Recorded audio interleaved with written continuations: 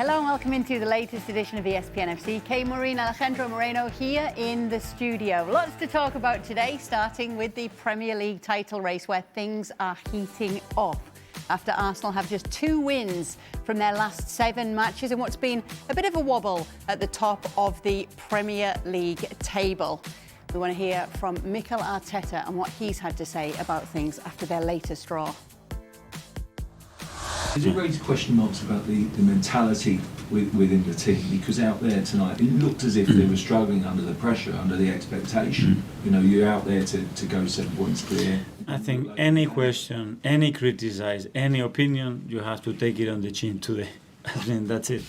Any hit, any bullet, take it, because we didn't perform at the level that is required. So anything that anybody says can be right, because we didn't do what we had to do, and the way to do it is on that pitch on Sunday in a great opportunity that we had.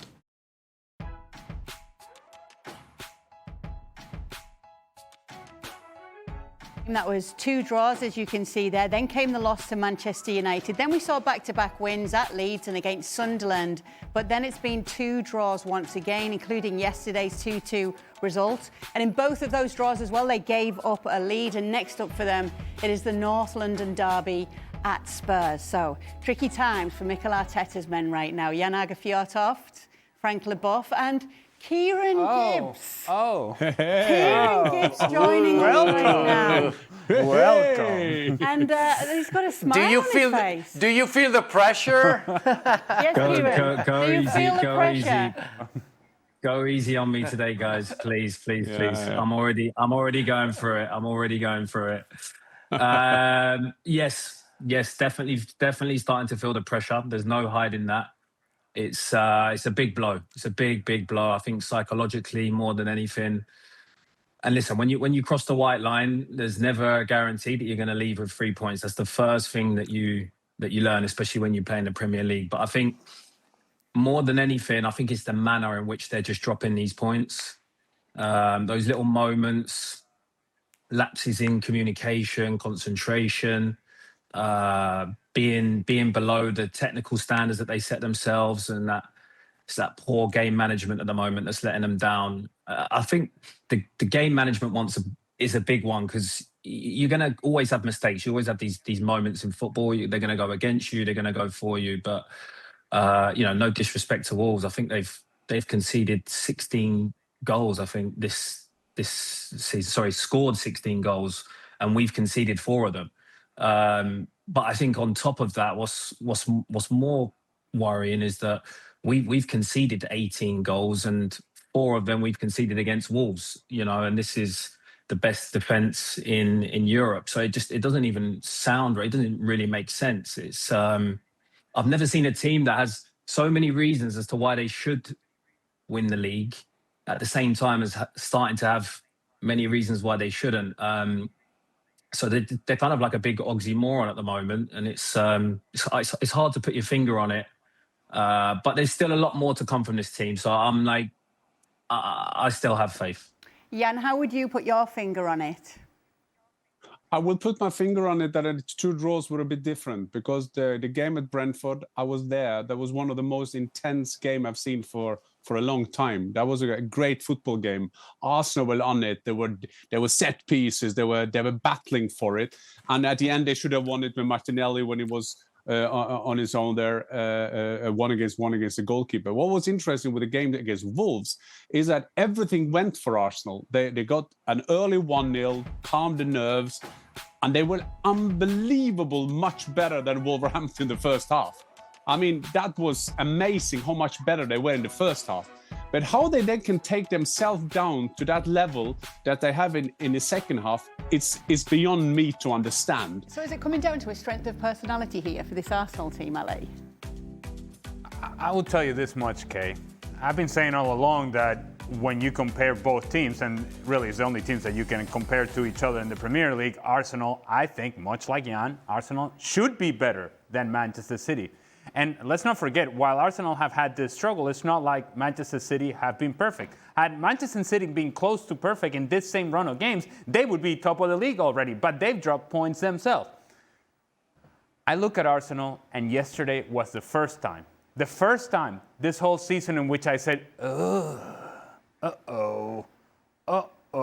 because much like the guys, much like Kieran, much like Frank, much like Jan, you're looking at the expression of the players, you're looking at the performance on the field, you're looking at how they're closing down the match, and you kind of go, it seems like they're afraid. It seems like they're not certain as to what they need to be doing on the field. It seems like they're the ones having questions against Wolves. Wolves! And they're having questions. And that, well, it's a scary place to be if you're an Arsenal fan because it makes you think of all the bad things that could happen. But if I am to give a semblance of positivity to Arsenal fans, is Manchester City have issues as well. You're still ahead, and Manchester City is far from perfect. But if you're thinking about all the bad things that could happen, you could also, Yes. Frank, start thinking about all the bad things that have happened when you've been leading in the title race and a team called Manchester City have actually overtaken you in those seasons and won the title. Does Wednesday's draw up imagery of that happening once again? Are you talking to me? Sorry, Yes, Kay, Frank. that was for me. Yes, Okay, Frank. okay. That's something. Sorry, that's something you have to take. You have to take in a very big importance in a way that we have seen in the past, and we saw Liverpool struggling last season, and we saw people, pushing you to the corner and trying to destabilize you, and we saw that.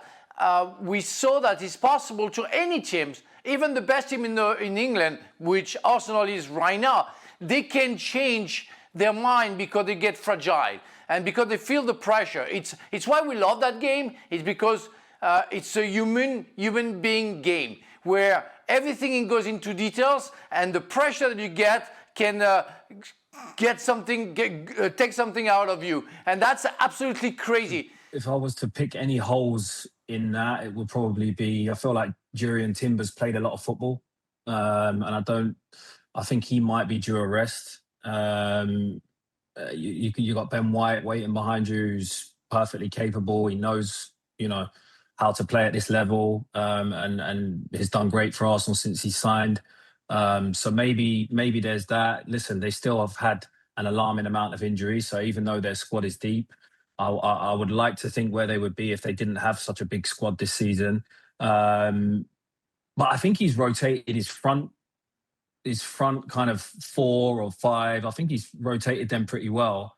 But yeah, in terms of where they're lacking at the moment, you have to say it's goals conceded. I think they've conceded 8 goals so far this year, and they've only conceded 18 goals in the whole season. So it's clear that that's where the issue is at the moment, and we just don't associate them with that because of this kind of back 5, back 6, with Rice in there.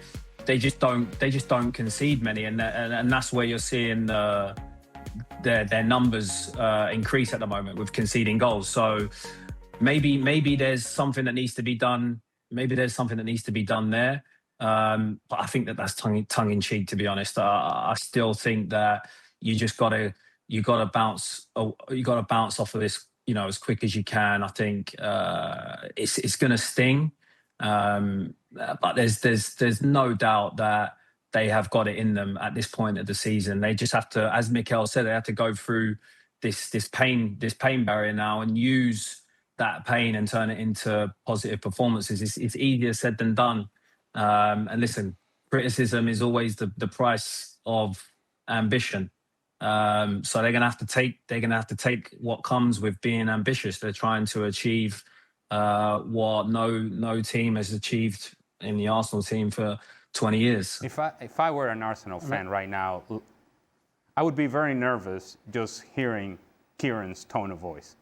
The tension in Kieran's voice, in which he's giving us the analysis, he's giving us the breakdown, but he's giving us hope as well. He's kind of hanging on to hope, but he's concerned about the defending. he can't quite make up his mind. Should I be panicking? Should I be nervous? Or should I be hopeful? And that's, I think, how Arsenal fans feel. I'm still very hopeful. But No, but can I? Yeah, because Christian as I well, don't- like come in, but because you've been watching them closely, how are they going to stop this? How are they going to get out of this? What have you noticed? Well, just to add to what Kieran's saying, because there's a lot of, we can talk about Arteta if he's doing this and doing that, but there's also something called individual tactics. Sometimes that is very underestimated. What do you do on the pitch? In second half, for example, we have to be honest, Declan Rice, I hear about him that he is the biggest general England have had since Winston Churchill. Where was he second half yesterday? I didn't see him. That was a typical game where you need someone there. You need a leader there. And you have two of the best centre halves in the world. In the second half, where were they at that time? I'm not saying anything because he's Norwegian, but I think this is at the time that you need to get Martin Ødegaard back because there's something about the balance in the team. I think they need him back. His injury has not been good for them. But I sometimes, when I see Arsenal yesterday, and that's with Ali yesterday, I saw something yesterday that I didn't think I would see. I saw a team that's mentally broke down in 8-9 players. Reminded me a bit of old Borussia Dortmund. Borussia Dortmund. Remember when Borussia Dortmund got a goal against? 9 players gone mentally under. And that happened to Arsenal yesterday. And that was not a good sight. Were you supposed to help to be helpful to Kieran in that comment, or you will try to make him panicking after your explanation? Let's see how Kieran feels about a North London derby at Spurs at the weekend. I think you got to say it's probably the biggest North London. Well, I'm going to say the second biggest North London derby ever. If we're going to go for magnitude, I think the first has to be, winning the league at White Hart Lane. I'll have to mention that. But second, it's definitely the biggest. It's a great way for them to respond and perform. I would like to think that they have every chance but I said that before the Wolves game, so I don't want to speak too early this week. But yeah, I mean, you're talking about coming up against a team that is in as bad form, if not worse than Wolves. So now is the time to respond, and this is a separate game anyway. This is always a separate game. The North London derby is always a separate game to what's going on in the league. There's other things at stake when it comes to this game on Sunday. So extra special derby this weekend.